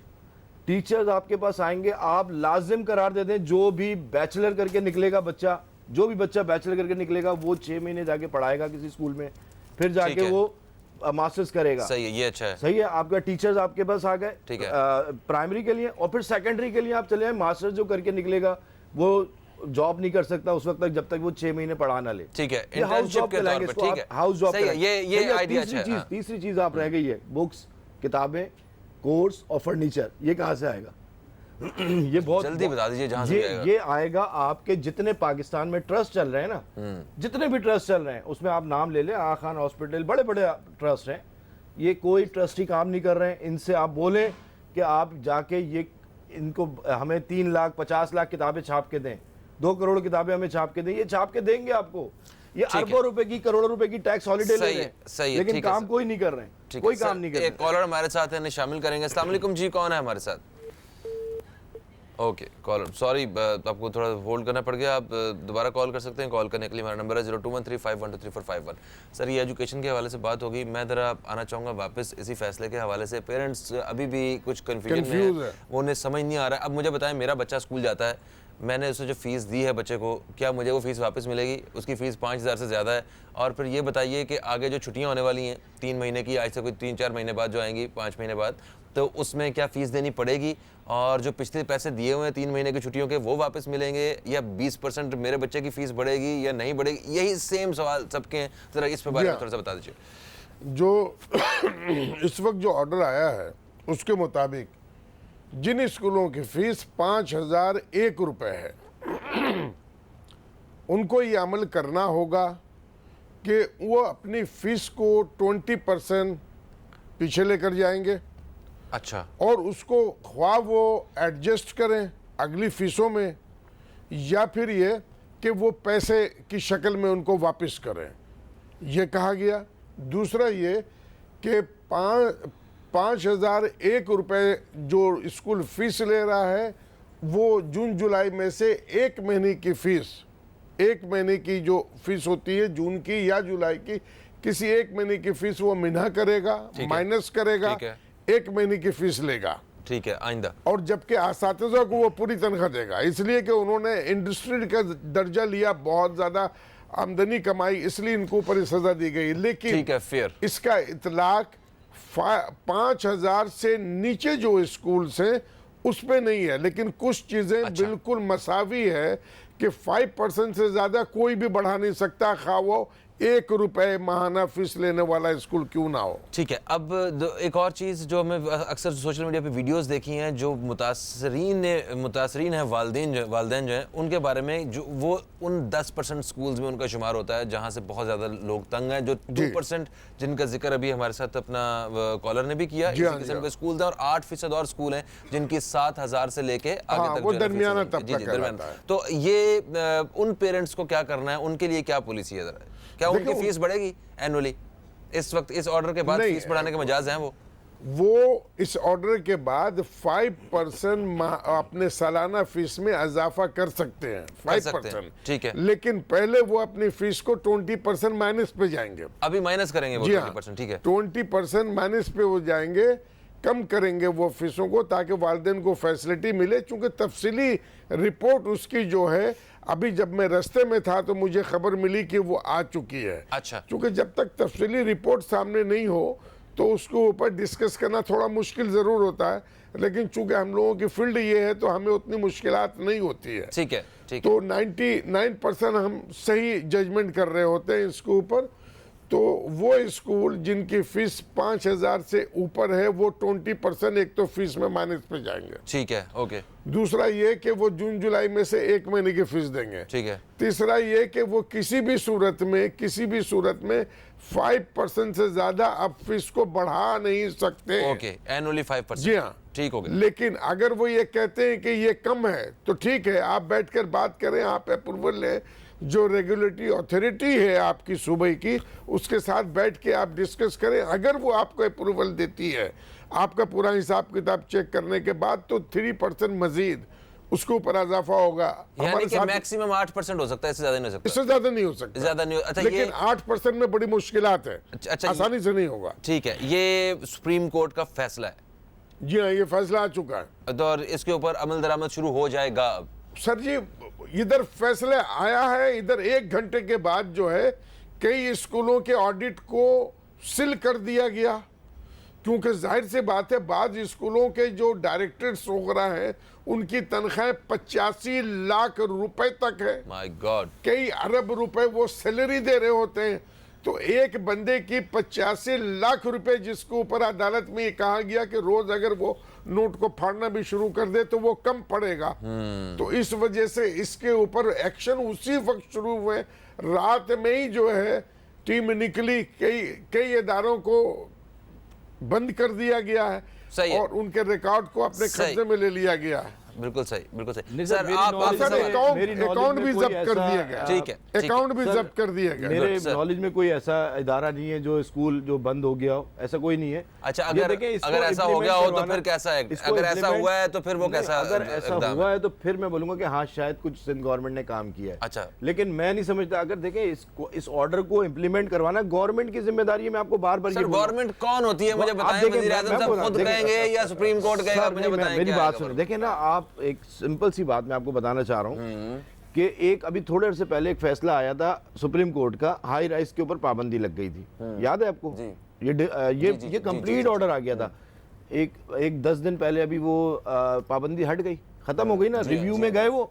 इसका भी यही होगा, वो रिव्यू में चले जाएंगे। लेकिन रिव्यू में जाने से पहले गवर्नमेंट अगर इसको खुद एक्शन लेगी तो आपका काम होगा। सुप्रीम कोर्ट आपको फैसला सुना देगी, फरहान भाई, इम्प्लीमेंट ऐसा नहीं कर कुछ सकती। भी लो जी, नहीं फरहान होगा। भाई को अमल शुरू हो गया। मुझे उस वक्त तक देखिए, गवर्नमेंट ने आज तक कर दिए गए। गवर्नमेंट ने आज तक सिर्फ और सिर्फ लोगों को जी, नुकसान आप पहुंचाने मेरी वाला बात काम किया। को पब्लिक नोट को तो करें। पब्लिक को सिर्फ नुकसान जो पहुंच रहा है, सिर्फ वो काम कर रही है।